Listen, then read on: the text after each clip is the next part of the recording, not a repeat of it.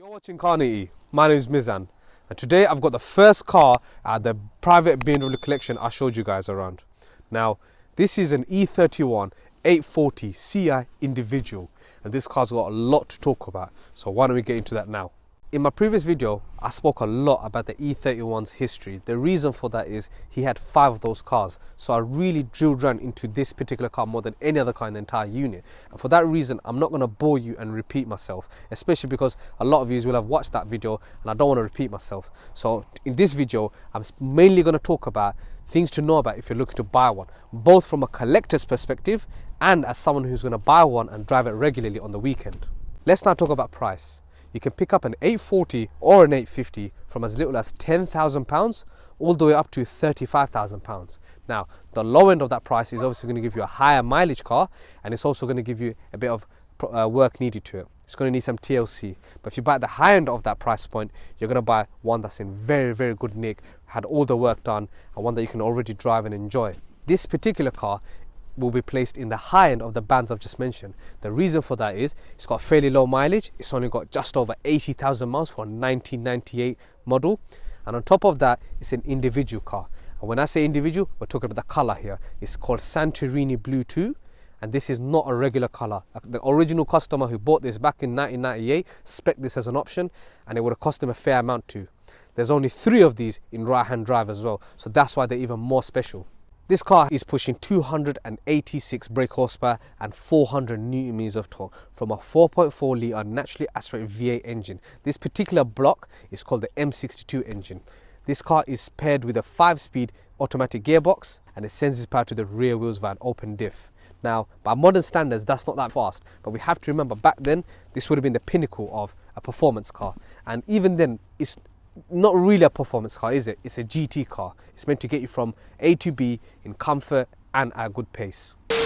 Get me out, man! Get me out! Don't move. Angle yourself. Would you? Wait, my ear, man! My ear! How does this even happen, man? So if you're looking to buy one of these, you're gonna want to know if it can do the job it was designed for, which is being a GT car. And there's 2 things a GT car needs to have: ample luggage space and enough space in the rear seats to carry 4 passengers. We know what that means. Let's see how much space there's in the back. Sorry about that. Electric seats, gotta wait for them, you know.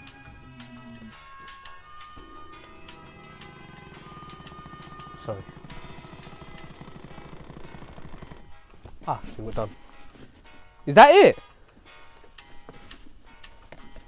Where's the clip? Okay, looks alright. Oh my god, my hips, my childbearing hips. Oh my.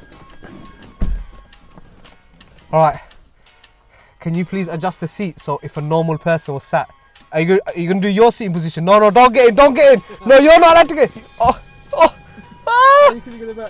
No more, I said. Are you comfortable? Nope. I'm not comfortable either. My legs are literally touching the dashboard. No one wins. This car is not spacious. No. If you ask me, a GT car just means you can put your luggage in the back. It doesn't actually mean you can carry 4 people. This is the most expensive car I'm doing. This chicken.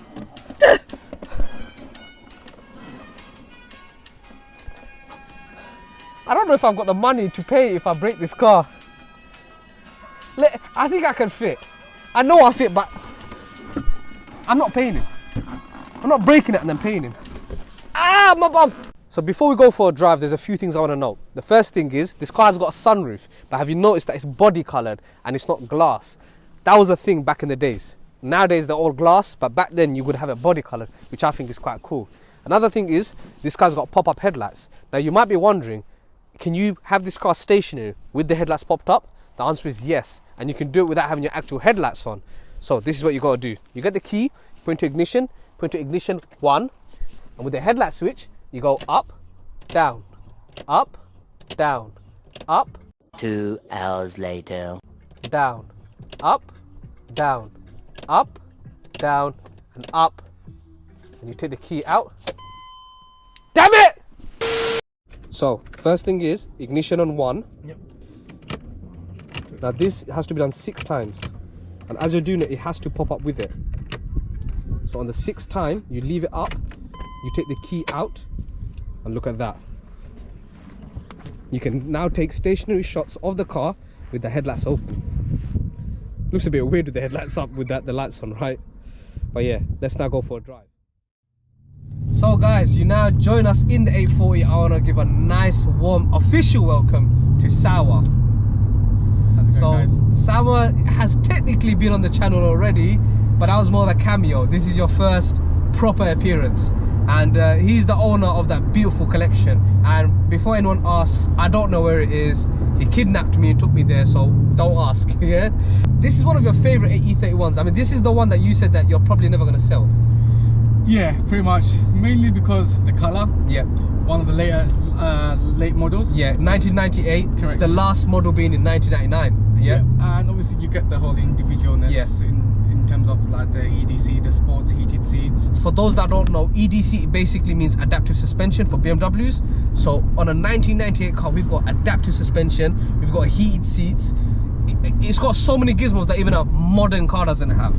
This is one thing that I don't get. People love the E30s, don't they? Yeah. But the E30 was the entry-level car in BMW's lineup. There wasn't always a 1 Series, there wasn't always a 2 Series. The 3 Series was that entry-level car, wasn't it? Yeah. And people go nuts over the E30, but it's an entry-level car, whereas this E31 is the flagship. It sat there with the E32 7 Series, didn't it? Correct, yeah. And I just don't understand why more people don't tap into one of these. Okay, so the best thing is, Asawa, you're a collector, but you're also an enthusiast that enjoys this car. So this video is about people that may want to look at buy one for either of those reasons. So you fit both those brackets, because you've got some for collection purposes, and you've got some for to enjoy on the weekends. Yeah. So from a collector's perspective, what do people need to look out for? Well, if you're looking to buy one of these, firstly you have to make your mind up if you want a V12 or a V8. Yeah. A lot of people get scared if I buy a V12, and a lot of people think, oh, engine is a headache, it's a pain in the back. Yeah. But it's not. If the engine mechanic knows what they're doing, when it's done once, it's done. Yeah. You know, they're solid cars. In my opinion, They don't make them like these no more. No. And my opinion, I think V12 engines are way better. People are just a bit scared to own one because they think it's problematic. Yeah. But the main issues with the V12 engine is, for example, when it comes to this car, it's M70 engine. Yes. So this is obviously M62, but the V12 is the M70 and you get M73. Yeah. So you get the banjo bots issues. So they need tightening because of the oil, stuff like that. Right. It's such a big engine. So things like that.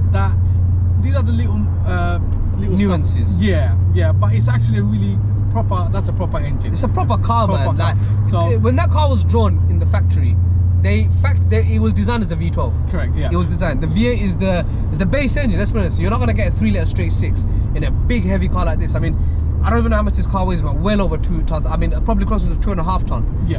What about mechanically? Mechanically, you can't really fault the engines. Like I said, the usual common, there's going to be an oil leak, I bet. It's a BMW, there's an oil leak. M62 engine. So there is some... Okay, M62, it doesn't matter what engine you've got. PM, I guess, yeah. But because you have to understand, the heavy engine, the big engine, is a 4.4. Yeah. He's doing a lot of work. Yeah. You know? So the gaskets will perish over time because of the heat and everything. You know? And this, for example, this is a nearly 20-30-year-old car. Yeah. So these things will need to get changed. Suspension. So the main thing of this car is the suspension parts on the car. And it's the weight of the car that plays a part. Exactly. So bushes and suspensions, it doesn't matter if the car's got 60 on the clock, 70 on the clock. Because of the age of the car, it's been sitting around. Yeah. Rubbers has perished. You have to replace them. Yeah. So just because the engine's got 20 on the clock doesn't mean it doesn't mean so you're saying your bushes are... What you're saying is that doesn't matter how much you buy the car for. Yeah. Have money aside to replace suspension unless that car has been reasonably done. Yeah. What about if it's been driven a lot? If it's been driven, obviously, then that means it's been maintained. Okay. But just to give everyone that idea, if you're looking to buy a E31, either V12 or a V8, doesn't matter which chassis, what engine it is, same chassis, do check, make sure the bushes are all done. No, because when it comes to buying an E31, it's either going to be regularly driven, and I say regularly weekend driven, or it's going to be a barn find or a garage queen. Yeah, exactly. And there's pros and cons of both. Yeah, and just to get, if you find something for cheap, for example, let's say you say, oh, do you know what, the mileage is low. Let's just say those 10 grand ones I was talking about, Yeah. 170 on the clock. Yeah, so what you need to do, make sure if the certain suspension is done, because just to give you an idea from my experience, you're looking at, to get the whole underneath of the car done, redone, you're looking at around 10 grandish. Just suspension, arms, bushes, you know, because certain parts Labour are rare. intensive, labour Yeah, intensive, and the very. parts are hard Exactly. to find. And Mileage is not a problem. mileage is not a problem as long as the engine's been maintained. Exactly. So look for a lot of paperwork, service history, Yeah. extra work that's been done. Yeah. So you're saying mileage shouldn't even be a factor for someone? My honest opinion, it shouldn't, unless you're a collector. I don't know. I've never been into the whole mileage scenario. Yeah, to be I honest. agree. Yeah, because a lot of people, if you go to auction, they say, oh, the car's got 30 on the clock, hence the reason we're gonna charge 50 grand extra. Yeah. Right. So just because that car had 30 on the clock, engine, is where you're sitting around. Yeah. For a certain amount. People don't realise that about classic car ownership. That is something that is humongous. You think mileage. No, be prepared, because guess what? There could be an oil leak. There could be this. There's so many things that go undetected. Yeah. Undetected. Things that could have been fixed under warranty at the time are no longer going to be covered because of the age or the time, isn't it? Yeah. Yeah. So, yeah. guys, don't. If you are thinking about buying one as a collector, bear that in mind. If you're thinking about buying, you know what I'm going to say right now. If you're looking to buy one as an individual, you need to buy one that's been used. End of. Do not buy a barn car unless you're willing to spend money. If you're looking to buy one as a collector, buy whatever you want, but be prepared to spend that money on suspension. But don't get put off. There's a lot of people out there who will give you information, Yeah. advice. You know, there's plenty of people out there done restoration. Yeah. So yeah, it's just that certain parts are quite hard to get hold of. I agree. And there's not a lot of people breaking the cars. Obviously, Yeah. You know, It's hard to get a hold of the parts. 'cause Exactly. No one's breaking these for parts. That's why you've got your own 8 series in the unit that's just lying there to be used as a parts. Yeah. car. So I've just got one just in case if I Need something. That way you're not at the mercy of someone else. Exactly. You've got your own thing going. Exactly. So you know what? Would you want to give it a little push or something? Yeah. Look at your face. Look at that smile on your face. Like, yeah. Let's like do it, little man. kid Come in on. the candy shop. Yeah. Candy the candy. Go on then, let's do it. It says slow, man. Go on. Did you feel that little That V8 kick in? glorious noise, man. Did you feel like a V8 kick Yeah, in? it's talky for the 400 newton meters is a lot for a car of this era. Yeah. I mean, my M135i was 450, you know. Yeah. But this is the engine in this just purrs. She literally purrs, doesn't she? Yeah. This car, I can feel the weight of it. As a passenger, I can feel the weight of this car. But like I said, like we were It's a talking GT. about GT. It's a you know? GT. It's not Bentleys weigh a lot. Yeah. But what are they? They're yeah, GT. it's not a car for you to, like I said, To be throwing around the corner. This engine, the M62, she's beautiful. So this is the later car, so it's the 4.4, which is the M62. Yeah. The earlier one's the M60, which is a 4-litre V8. Yeah. So a lot of people will say M60 engines are much better, less problematic. Yep. Everyone to their own, I guess. I tell you, this car is silky smooth though. Silky smooth. What is red line on this car?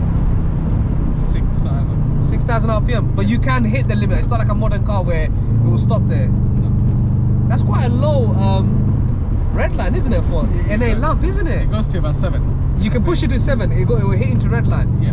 But you know, you got a few cars with Vanos. Do you feel like you miss Vanos here? Not really, to be honest, because like I said, this is just for me to just drive and enjoy. Yeah, this is a cruiser. Yeah, it's a cruiser. I'm not thinking of kind of thrashing it about. Oh, that was. You know what? I can completely appreciate the V8 engine, but I can honestly say I can feel that gearbox lets you down. It's because it's slow. I mean, it is a 90s gearbox we're talking about here, aren't we? It's just it's just a torque converter. I mean, this is the same gear lever, the lever that you get in an E46 when you have a ZF. Yeah. So this is a ZF underneath. I bet it's a ZF. It's a ZF 5-speed, I bet. Right, I've now just jumped in the driver's seat, and this car is very daunting to drive. The size of the car is humongous. You can really feel it. How wide is this car? I ain't got a clue. I've never looked into it in that sense. I'm trying to tell if this car is wide or not. It feels like it is. This car's got girthiness about it. And the first thing I'm noticing is these wing mirrors are honestly tiny. They are ridiculously tiny. I mean, you know when you adjust your mirrors, you have a bit of your own car showing in the mirror. So you know where you sit in the road. These wings are so small, it doesn't show anything but what's actually behind you. Man, who cares who's behind you, man? You just drive. That's what I'm saying. I don't really. But even the steering is just, this steering wheel is humongous. Oh wow, these brakes are horrendous. Oh my god. What are the 4-pot calipers? Yeah, there's like, Oh my god, they're so spongy. You know, it's such a heavy car. You know, it's one of the, I would say it's one of the must upgrades on this car that you have something else to do. I know what, I don't think I can even drive spiritedly. I'm that scared. Those brakes are so weak, it's unbelievable. It's that everything is geared towards uncomfortableness in the sense of sporty driving. Everything's for casualness. The brakes are too spongy, the mirrors are too small, and this steering wheel is humongous. I mean, look, as I hold it, you realize how big the wheel is, isn't it? Yeah. Because you do also get the M-Tech version of it as well. Yeah, and it's a T-shaped steering wheel. But so a lot of people upgraded, which I've done it on my 850. But again, believe it or not, I think the others are a bit bigger. This is humongous, and it's just as well you've got electrically operated steering column. So when you open the door, the steering wheel goes up and down. Because honestly, this steering wheel, you would not be able to get in and out if this didn't move. And I love the interior of these old school BMWs. I mean, this car may be technically a 90s car, or technically it's an 80s car. Oh wow. I'm trying to stop and it's just like it's still not stopping. Oh, you know what? I'm gonna have to be very careful when I drive this car. I got used to it, isn't it? It's so bad, guys. I wish I could let you feel my right foot as I brake. You know when you watch films and people cut brakes, you're like, it's that someone cut my brakes, because I'm like, why is it not stopping? It's so bad. Do you know what it is? It's funny, obviously, the reason these are Brembos. Yeah, firstly, they are standard original from factory. They're Brembos. But do you think it's the brake lines maybe? No, it's not. It's the weight of the car. It's the size and the weight of the car. It's still not good enough. You need to at least have 6 spots. Yeah. I think you should go for 8. That's not his truth, but 6 will still be improvement. I mean, I'm scared to even put my foot down, because if a fox decides to cross the road at any given point, he's done. He's done. But I love the interior though. Everything is so driver focused. I mean, this is how BMWs are supposed to be. The stereo controls, everything is pointed towards me. For me, having good brakes is just as important as having the power. And I don't feel comfortable having 300 horsepower with those brakes. I really don't feel comfortable. But this car is such a daunting experience with the mirrors, the huge steering, the brakes, but there's something special about the car. You can't take it away from it. There's a sense of occasion. You can tell that you're driving something so old. I mean, there might be some viewers watching this that weren't even born in 1998 for all I know. And I don't know. It feels like a plane. The dashboard layer, it feels like such a plane. And everywhere you go, I mean, even on the drive here, we were getting thumbs up from people, weren't we? Yeah. You can't even fill up in peace without people coming up to you and asking you, isn't it? I mean, when I was with you just today, someone asked you what's the mileage on the car. It's like people just want to ask these questions, don't they? Yeah, some people even ask, what is this car? Because they've never seen it. They've never seen it. What this should be. Yeah, many people haven't. Then when they saw this car, they can't believe that BMW made this car. People don't even realize it's a GT. They think it's a supercar. They think the engine's probably in the back. Because of the shape and silhouette of the car, isn't it? Yeah. It's a crazy, crazy car, this. Honestly, words cannot describe how special this car is. It's just daunting. That's the only thing I can say. Especially because I know this is in the higher band of the price range that they go for. And now the brakes aren't there, it's scary. But yeah, when you're cruising, I think the automatic gearbox is the best choice. Yeah. It just does the job, man. You don't think about it. It's in the gear you want it to be. It just carries on with what it's supposed to. But when you were going for it earlier, you could tell the gearbox is what was letting you down. Yeah, it's just a bit of enjoyment. Yeah, it's not an M car. It's not an M car. It's not an M car. Ah, brakes! I thought, see, my brain was like, it's bad, man. This is really bad. But we've got a bit of a straight road here. I can't see any cars. I don't have to worry about the brakes, so I'm gonna go for it a bit.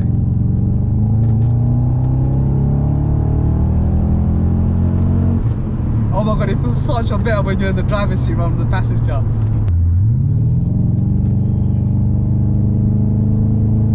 This car feels very nose heavy. You can really feel the front of the car is where the weight's at. I don't know if BMW claimed 50-50 weight distribution with this car, but if they did, that's an absolute lie. This is a crazy car though, and I can honestly feel people's eyes are on me as I drive this around. This is a crazy car. This is the stuff that dreams are made out of, honestly. The steering is so weighted perfectly. This is old school BMWs at its finest.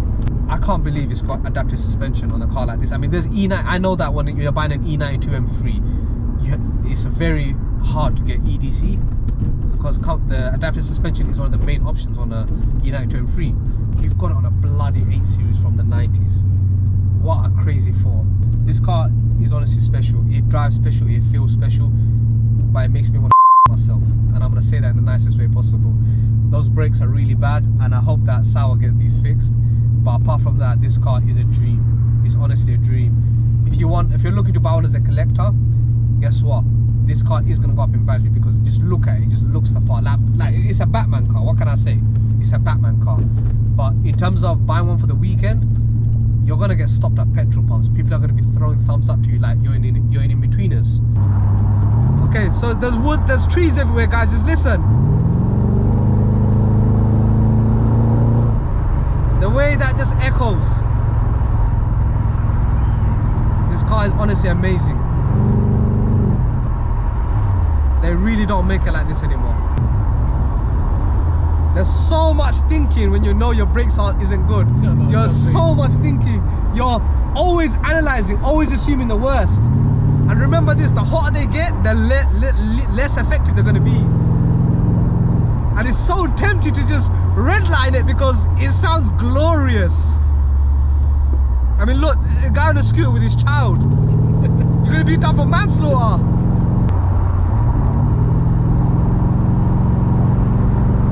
Oh, God.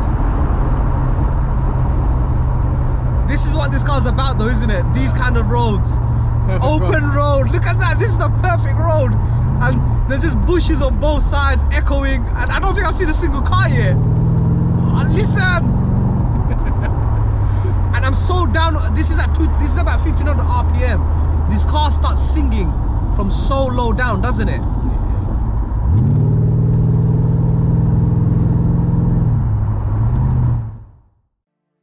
The E31 has aged like fine wine. It was born in 1989 and the design lasted for 10 years in production. So although it's technically a 90s car, it screams 80s. And that's only helped make it look so classic compared to the Bangle era that followed soon after. Just look at the size of the grille compared to a modern G80 M3. Not only has it visually aged gracefully, but you can't knock the silky smooth power plus BMW we're acquainted with. Everything has a turbo strap to it nowadays, and soon we'll reminisce about today when hybrid cars become the norm, before electrification takes over completely. I think if you've got the ability to buy an E31 and store it, grab the chance with both hands. I don't think there's a better appreciating classic for even the high band of 35k. You're getting timeless looks and a guaranteed return on your investment, as these will only get rarer. If you've enjoyed this video, please remember to like, comment, share and subscribe, and we'll see you soon. Take care.